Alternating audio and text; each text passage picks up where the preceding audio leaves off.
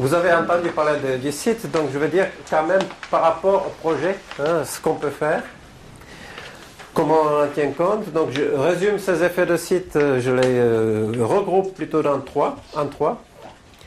Donc évidemment, la première chose, c'est de limiter les effets de site. Il y a un problème de vocabulaire, parce que c'est les techniciens qui décident d'appeler les choses telles qu'elles sont appelées. Ce n'est pas des linguistes. Donc ce n'est pas toujours complètement cohérent au plan linguistique. Parce que là, les effets de site concernent le site, c'est clair, mais les autres effets, les induits, comme on va voir, viennent aussi du site, mais ne s'appellent plus de site. Donc il y a une petite incohérence. En tout cas, les effets de site, ce sont des effets d'amplification de vibration. Donc de nature vibratoire. D'amplification, atténuation, mais l'atténuation, elle ne menace pas. Donc je les ai regroupés en trois. Topographique, donc je passe vite, c'est-à-dire quand on a des reliefs, les ondes sismiques se réfléchissent plusieurs fois en répartie, donc il y a plus d'effets. J'ai dit que ça peut atteindre 500%, donc facteur 5. C'est plus commun quand on a une brisure de pente, là aussi il y a une réflexion plus grande, ce qui fait que si on implante un bâtiment ici, on a beaucoup plus de chances qu'il s'effondre que si on l'implante 20 mètres plus loin. Et donc quand on a un terrain qui a de la marge, on va implanter des voies, des jardins, on a parfois la possibilité de placer un bâtiment à 20 mètres plus loin qu'à un autre endroit. Donc quand on est sur le rebord d'un napic, c'est un très très mauvais endroit.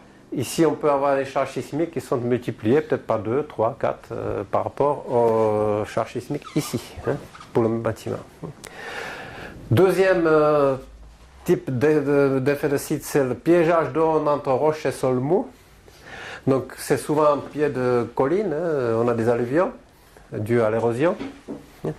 Donc une partie de la zone sismique se réfléchit, mais une partie traverse et reste piégée. C'est exactement comme l'effet de serre. Parce que c'est quoi l'effet de serre? Les rayons solaires, ils rentrent et ils restent piégés. Ils ne peuvent plus ressortir parce que la fréquence a changé. Donc on a beaucoup de chaleur parce que c'est l'effet de serre. Donc c'est similaire comme l'effet de serre, les ondes restent à l'intérieur, piégées. Elles vont à gauche, elles retournent, se recomposent, donc ces endroits sont extrêmement vulnérables. Et puis le troisième type, c'est que quand on a des épaisseurs très fortes de sol mou, des alluvions par exemple, fortes ça veut dire décamétriques, 15, 20, 30, 40, 50 mètres, on constate simplement qu'il y a une forte amplification de secousses. C'était le cas de Mexico, par exemple, qui est dessiné là d'ailleurs. C'est la ville de Mexico qui monte jusqu'aux collines. Et là, on avait jusqu'à 50 mètres d'épaisseur et donc de très fortes amplifications de secousses dans ces sols mous. Alors, est-ce qu'on en tient compte? Je dis que la plupart des effets n'est pas pris en compte par la règle.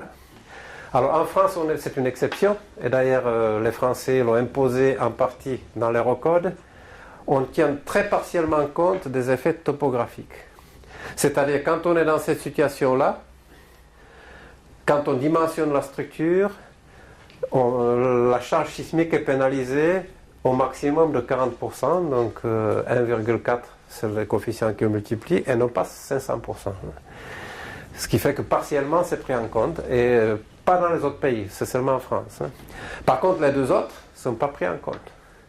Autrement dit, en France, qu'il y ait ici 10 mètres, 15 mètres, 50 mètres d'épaisseur, c'est le même calcul. C'est le même calcul. Alors que à Mexico, ça a donné une amplification de 700%. Alors que là, on fait le même calcul. Aux États-Unis, non. Par contre. Et aux États-Unis, ils n'ont pas ça, mais ils ont par contre la prise en compte de ceci. Ils disent, à partir de 12 mètres d'épaisseur, vous n'avez plus le droit d'utiliser les données des règlements sismiques. Vous êtes tenu de faire une étude sur le site pour déterminer exactement quels sont les paramètres donc, de mouvement, etc. Donc, et puis dans d'autres pays aussi, mais ça par contre en France, ça n'y est pas. Et dans les recodes non plus d'ailleurs. Il me semble en tout cas, parce que je n'ai pas tous les recodes encore en tête. Bon, à part les effets induits, il y a des effets, de site, il y a des effets induits. Autrement dit, que les vibrations produisent, mais qui ne sont plus elles-mêmes vibratoires. Hein, c'est ce que les vibrations déclenchent en plus. Donc, ce qui est maintenant bien établi comme phénomène du séisme, c'est la liquéfaction des sols. J'en dirai un peu plus juste après. Je ne sais pas si Pierre-Yves Barre en a parlé. Non? Non, ok. Donc, à la diapo suivante, je vais l'expliquer. Ça veut dire que si le sol se liquéfie, c'est les bâtiments, s'ils sont parasismiques, ils basculent, ils s'enfoncent. S'ils ne sont pas parasismiques, ils se disloquent. Glissement de terrain, c'est comme quand il y a la pluie. Glissement de terrain, et puis le troisième, c'est l'éboulement, que tout comme la pluie, un tremblement de terre peut entraîner. Éboulement. Et puis troisième chose, qui est liée au site, quand on est à côté ou pas loin d'une faille active, il est recommandé de s'éloigner, encore que je ne vais pas rentrer dans le détail, mais là c'est assez discutable. Parce qu'on ne peut pas trouver où elle est. Ça c'est très difficile, parce que le séisme, la faille, elle est peut-être à 10 km sous terre. C'est pas vertical, la faille elle est comme ça. Alors si c'est comme ça à 10 km, au-dessus 10 km plus haut, c'est là, ou c'est là, ou c'est là, ou c'est là, on ne sait pas, parce que la faille elle est comme ça. C'est extrêmement difficile à déterminer où on doit se placer ou pas, donc c'est très discutable. Donc ça vous avez peut-être vu, c'était juste pour résumer que quand il y a un tremblement de terre, donc évidemment les destructions sont les plus grandes près de l'épicentre, donc à l'aplomb du foyer, et là il diminue. Par contre localement, à cause des effets de site, on peut avoir des amplifications. Effet topographique ici parce que c'est une colline. Ici c'est des sols mous de forte épaisseur, donc localement aussi on peut avoir des amplifications, alors qu'à côté on est déjà loin, il n'y a pas de destruction. En Mexico, cet effet de site qui a donc amplifié 7 fois par rapport au sol rocheux la charge sismique, la distance de l'épicentre était de 400 km. Vous imaginez 400 km? Ça veut dire que sur la roche, il n'y avait plus rien. C'est quand le Mexico, c'est un ancien lac, autour il y a des montagnes. Donc sur les montagnes, il n'y avait plus de secousses qu'on pourrait sentir. 400 km, c'est loin. Et puis ça détruit des bâtiments avec l'amplification juste à côté, sur les sols mous.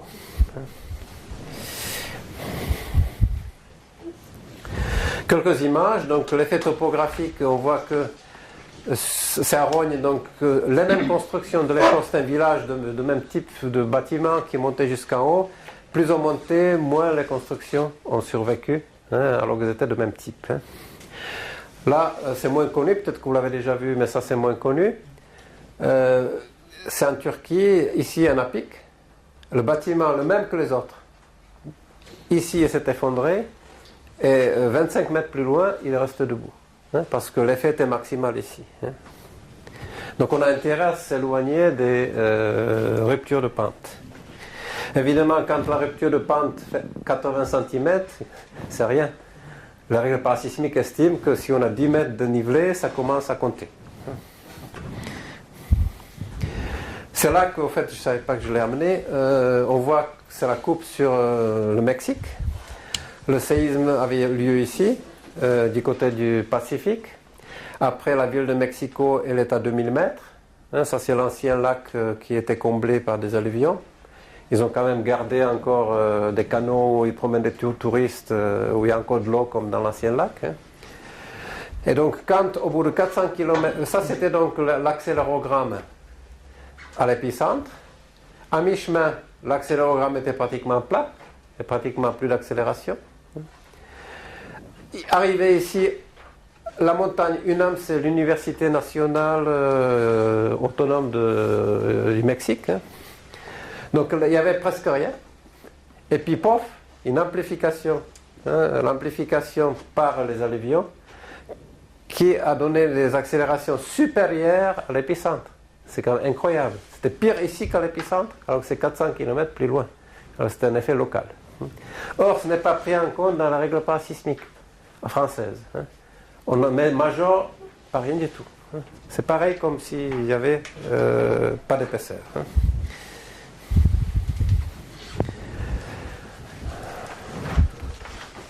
Donc de dire, tout cela pour dire, mais moi j'ai calculé au séisme, c'est bon, vous êtes tranquille, c'est des propos qui sont faux. Hein, parce que le calcul, il fait ce qu'il peut, mais il tient compte des hypothèses uniquement simplifiées. Hein. Voilà la liquéfaction, donc c'était l'année de la liquéfaction, 1964. C'est la première fois qu'on a réalisé qu'il ne s'agissait pas d'un phénomène purement spécifique à une région, mais que c'était un phénomène général qui se produisait partout dans les mêmes conditions. Hein. Parce qu'en Alaska, au Chili et au Japon, la même année, il y a eu des liquéfactions. Donc si le sol se liquéfie, le bâtiment parasismique comme ici au Japon bascule ou s'enfonce, et ils sont enfoncés peut-être de 2 mètres. Là il est basculé, il a basculé, vous voyez l'empierrement sous le radier. Hein. Alors quand est-ce que ça se produit? Est-ce que j'ai une... Ah dommage, j'ai pas amené la photo parce que j'en ai une où les gens montent sur le bâtiment couché pour aller chercher leurs affaires, mais je ne l'ai pas amené. Là on voit que les bâtiments se sont enfoncés aussi d'1 mètre ou basculés complètement. Ça aussi, malheureusement, il y a beaucoup de lumière, mais là, il y a un radier qui fait peut-être de 80 cm. Le bâtiment, il est couché. Alors là, il ne touche pas. Il ne touche pas, il est juste comme ça. Il ne touche pas, il y a 2 mètres entre les deux bâtiments, mais il a quand même basculé à cause de la liquéfaction. Bon, quand est-ce que ça se produit? Ça se produit dans des sables fins, saturés d'eau. Autrement dit, près des rivières, près des plans d'eau et près de la mer. Parce que près de la mer, on a des dunes, c'est exactement ça, c'est des sables fins. Près des rivières, la rivière se déplace avec les âges, elle dépose des sables, donc autour, c'est souvent des sables. Hein. Et près des plans d'eau aussi, et saturé d'eau. Alors, pourquoi il n'y a pas de liquéfaction sans séisme? Parce que même c'est un sable saturé d'eau, il tient. Hein. Quand on marche dans les dunes, on ne s'enfonce pas jusqu'au cou. Notre poids, il est bien porté par le sable parce qu'il y a un frottement entre les grains. Sauf que quand il y a un tremblement de terre, évidemment le sable porte aussi les bâtiments. Quand il y a un tremblement de terre, ça fait comme un coup de piston, ça envoie de la pression, et l'eau qui est entre les grains, elle les écarte. Elle les écarte et il n'y a plus de contact. Et s'il n'y a pas de contact, c'est qu'il n'y a plus de frottement et il n'y a plus de force portante. Hein. Donc le bâtiment s'enfonce et il n'y a plus rien qui le porte. Hein. Plus techniquement, on parle de la pression interstitielle hein, qui varie entre les grains. Alors, ça, par contre, dans la règle parasismique, puisqu'on le sait maintenant, il est obligatoire de vérifier si le sol est susceptible de liquéfaction. Et s'il l'est, il est obligatoire de prendre des mesures.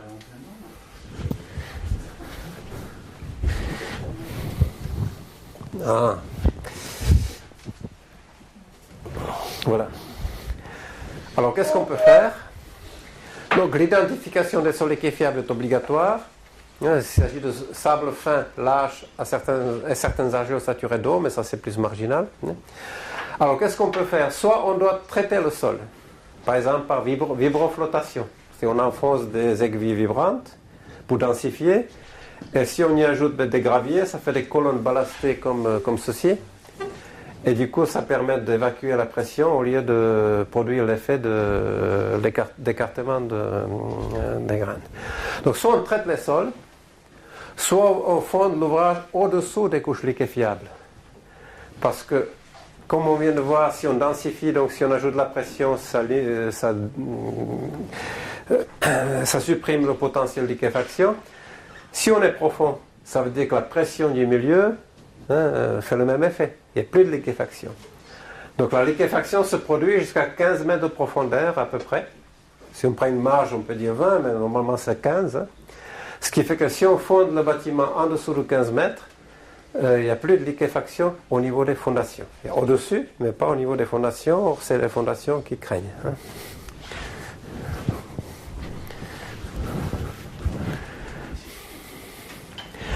Bon, ensuite, j'illustre ce qu'on avait dit, les glissements. Donc ça, c'est à Kobe, un hôpital dont une partie est descendue avec un glissement. Là, en Alaska, c'est une école qui s'est cassée en deux parce qu'il y a un glissement de terrain. Il n'y avait pas de victimes parce que c'était la nuit.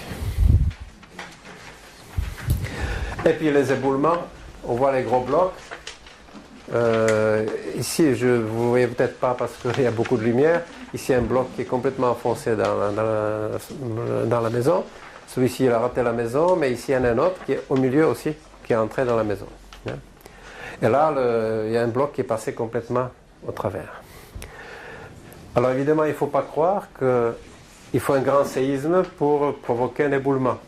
C'est comme la pluie n'est pas forte, à un moment donné, il y a un éboulement. C'est que peut-être que c'était déjà précaire, une petite secousse a dégagé la pierre instable. Alors j'ai fait partie d'une mission post-sismique à Saint-Paul-de-Fenouillet, c'est dans l'Aude. Il n'y avait pratiquement rien, il y avait juste quelques lézards dans les enduits. Puis il y avait une voûte dans un prieuré du XIIe siècle qui s'est un peu effondré parce que c'était un vieux bâtiment. Mais à part ça, rien. Par contre, l'une des voies d'accès était complètement coupée par des éboulements. C'était des roches plus grandes que moi, une très grande roche. C'était complètement... la route était vraiment envahie, puis un coin champ à côté, ce qui fait que si à côté de la route il y avait des maisons, elles auraient été détruites. Or, par chance, les maisons étaient au-delà d'un champ qui faisait peut-être 100 mètres. Hein. Donc ça a évité donc, une catastrophe, un séisme mineur. Il n'a fait que de lézardes. Hein, donc c'est quand même... c'est obligatoire évidemment, de par les règles, de vérifier la stabilité des pentes. Sauf que trouver un géotechnicien spécialisé en dynamique, c'est pas évident, hein, parce que c'est quand même une spécialisation. Pour évaluer est-ce que la pente va partir ou pas en cas de secousse, c'est quand même très difficile. Hein. Et puis j'ai parlé donc des jets de failles, de frais de failles. Donc évidemment, ce qu'on craint, si on se trouve sur une faille, c'est que le rejet soit sur le bâtiment. Donc la composante verticale, on l'appelle rejet. Là, c'est 2 mètres à El Asnam. Là où la photo a été prise, mais le maximum à El Asnam, c'était 6 mètres. Hein, donc vous imaginez, 6 mètres, avant il n'y avait rien, maintenant il y a 6 mètres de décalage. Ici, c'est à Landers. On voit qu'il y a un composante verticale rejet. Il y a un composante horizontale, puisque c'est décalé comme ça aussi, qu'on appelle décrochement. Donc il y a un décrochement plus un rejet. Là, c'est peut-être 80 cm, mais à Landers aussi, c'est un hasard, le maximum de rejet, c'était 6 mètres. Mais c'était peut-être pas dans une zone habitée, en tout cas, c'était maximum 6 mètres. Là, des exemples de bâtiments qui sont sur la faille, à Taïwan, donc séisme 99, à Chichi. Là, l'architecte ne croyait pas si bien faire. Hein, il a prévu un rez-de-chaussée libre où la faille passe exactement, dans le rez-de-chaussée libre. Alors que là, évidemment, c'est pas une chance parce que, vous voyez, le bâtiment est parasismique parce que dans cette position-là, ça veut dire qu'il est parasismique, sinon il sera morceau. Hein. Et là, on voit le rejet. De l'autre côté, il y a on voit l'autre qui est plus bas, et ça soulevait le bâtiment et qui a dû être démoli, bien sûr. Hein. Mais on ne pouvait pas deviner qu'il était sur la faille. Hein. N'empêche que les gens, évidemment, étaient sains et saufs, donc le fait de le rendre parasismique a satisfait à l'objectif des règles parasismiques.